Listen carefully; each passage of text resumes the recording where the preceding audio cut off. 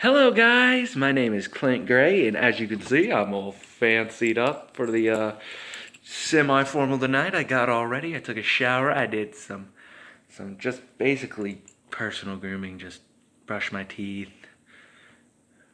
I never combed my hair though. I don't even have that much hair to comb. Put on my rings, my watch, deodorant. Men who don't know how to use deodorant, figure it out. You smell disgusting, even to me. And then I put on some cologne. And cologne is not a substitute for deodorant. You need to wear both. That is disclaimer for men. Now, back onto the topic. I told you you'd probably get part one and part two of struggles, but here is a thing. Here's the thing. Distractions. So many distractions. Okay. So, disclaimer, I will be doing some more political topics in the future. I got something in my eye. Specifically, we're going to cover, I have opinions about the Confederate flag and about it. That is probably going to piss some people off. I have things about President Trump that I'm going to say, that I'm going to highlight maybe a positive side of things. You're also probably going to hear about me saying stuff about the NFL players kneeling during the national anthem and just my opinions about all of those. Again, this is a channel where I do want to talk about all topics. I don't want to attack any topics. I don't want to attack anybody else's beliefs. I want everybody to just hear my opinion and see what they think. Now, I never wanted anybody to lose stuff for it. So if you don't want me to do that stuff, please leave a comment or on Instagram, DM me and tell me that you don't want that. I'm going to talk about them purely on what I believe, and that is important. But now we're going to talk about part one of struggles, which is going to be a talk about some struggles that I've gone through. So let's get into it.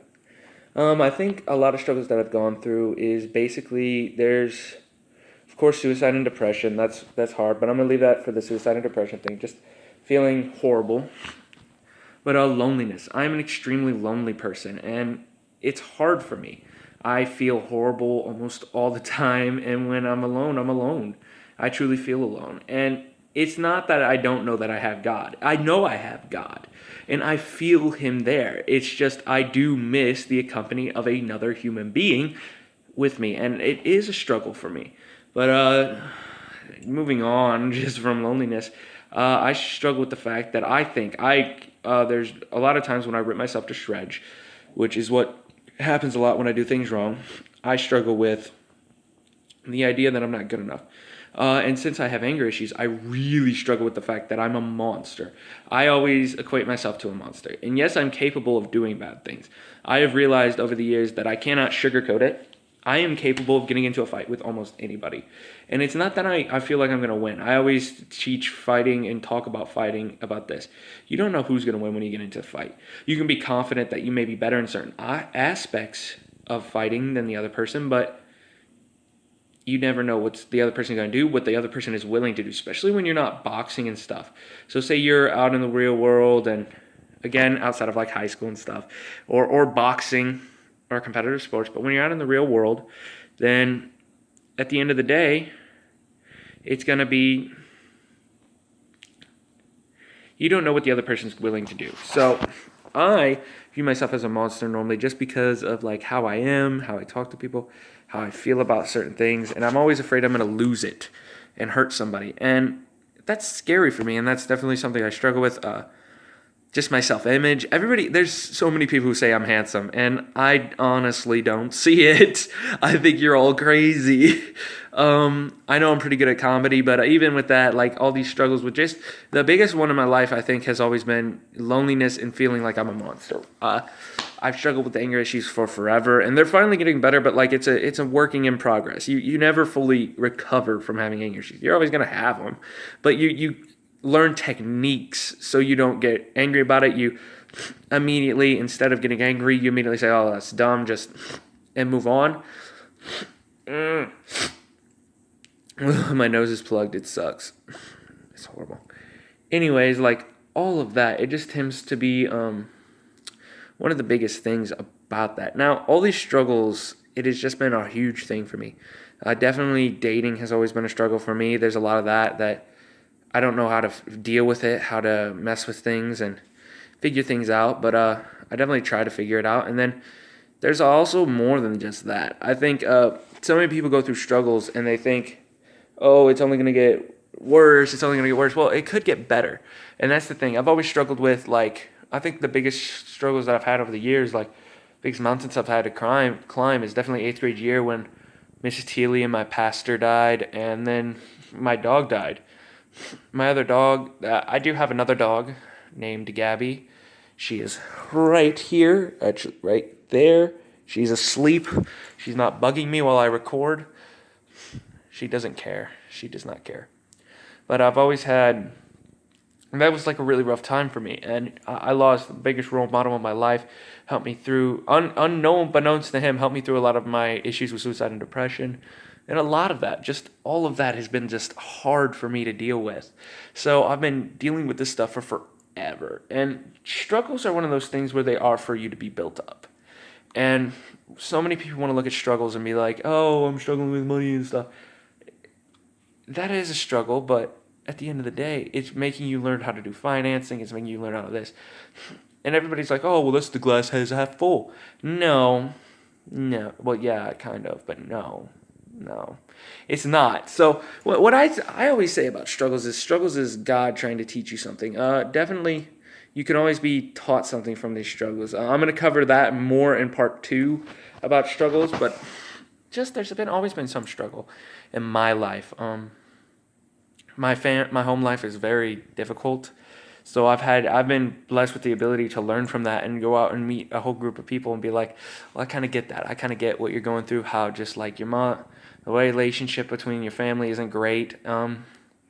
You learn how to deal with that. I think that's a big thing. I learned a lot about relationships now over the years, and just I think the one thing that I get told is some people are like, that's really good advice, man, that makes a lot of sense. Or some people are like, oh, you're wise. And I'm like, no, I'm not. I think the thing that I had to come in, there used to be a time where I would say, oh, I'm just a wise man. But I honestly don't think I'm wise. I think I've had to battle that down and be like, I've prayed for wisdom from God, and I've gotten wisdom from God constantly, and God has granted that. But I am not a wise man. I mean, I'm wise to a degree, I would say, but I am not wise. Like a very wise man. I'm just kind of wise. Like, I got street smarts, I got some things, I got God backing me, but I'm not going to go out and openly claim being a wise man. I actually don't feel like it's okay to do that. And then, I mean, the other big struggle in my life has always been, since I was bullied, it's very hard for me to open up for people. Open up and then not be a complete just dick. I mean, if I'm a complete, like, really just a complete douche, that's how I come off. And I'm not necessarily like that. I'm actually quite a nice guy. There's some times where I just come off like that. And it's very hard for me to open up. It's very hard for me to show emotion because I'm always afraid. I guess I'm always afraid that I'm going to get hurt. I mean, I'm very compartmentalized. And what people don't realize is that I'm not actually that much of a chatterbox. I only talk a lot when you get me talking. There's plenty of times where I just don't want to talk and I just want to kind of like, especially with like the girl I care about right now, who's my girlfriend, I just want to cuddle up and just sit next to her. And she's starting to realize that, like, I don't necessarily have all the answers, and that is probably the best thing in my life right now. Because there's a lot of people who come to me and they come with problems and they're trying to get me to give answers, but there's sometimes I just want to look at them and be like, and I struggle with this because I don't want to necessarily tell them, I don't have the answer for you, I can't help you. I want to be like, well, I don't really know the answer right now, but I can try to find something. Like, I always want to help somebody, and I always want to help people, and I really do. And there's almost all the time, God gives me the answer, or I know the answer for my own life because God's blessed me with the ability just to know the answer to a situation, and that tends to be a thing that helps me. But there's always an issue sometimes with that, and there's always going to be struggles in life. That's what I want everybody to know. Whether you're Christian or not, you're always going to have a struggle to deal with. Mentally, physically, financially, something's going to come up. Life is like, I always equate life to a poem, a free verse poem, and I said life is like a boxing rink. And you're in one corner and life's in the other. Life's going the right, the left. thing, and he's beating you down. But you cannot let life beat you down. You got to get back up, and you got to fight back. You got to knock him around. You got to fight him off and punch him back. You got to put him back into the ring. You got to grab onto him and have him push off of you. You can't just let life beat you down. You got to get back up. You got to fight. And that's how you're going to get through life and all these struggles. And it's definitely one of those things where people want to, once you go through a hard time, especially the generation that I am in, which is, I mean, I'm 99, so I guess I'm a little bit different than everybody else. Turn off that TV. But I guess I'm a little bit different than everybody else in that fact. But like most of all, I live in a generation where they're entitled to everything, and they just kind of will lay down when it all doing. And the generation before us, they're all in these colleges, all these hipsters and stuff. They just want to lay down. They just want to lay down and give up the fight. But that's not how you do it. You got to get back up. You got to work every day. You got to work hard, and then you got to get up and fight. You can't just lay down. You got to get back up and hit life with the right, the left, the uppercut, and you got to just keep hitting them and jabbing them and right hooking them, and you got to just keep fighting back. And then you may never win against life. It's a boxing match for the rest of your life, but you can definitely be on the winning side of the decision. That is for sure. So this is part 1 of struggles. I love you guys. You're amazing. You're beautiful. You're great. Remember, God loves you, and you're all created wonderfully, uniquely, and amazingly in His image. Okay, guys? And remember the challenge I've given you multiple times. Go outside, meet people, and try to make them laugh some more, and then always remember, you yourself should laugh some more. I love you guys. You're amazing. It's just awesome that I get to do this. I love you all. You're great. God bless you. Have a wonderful day. Part 2 will be up soon. Thanks. God bless.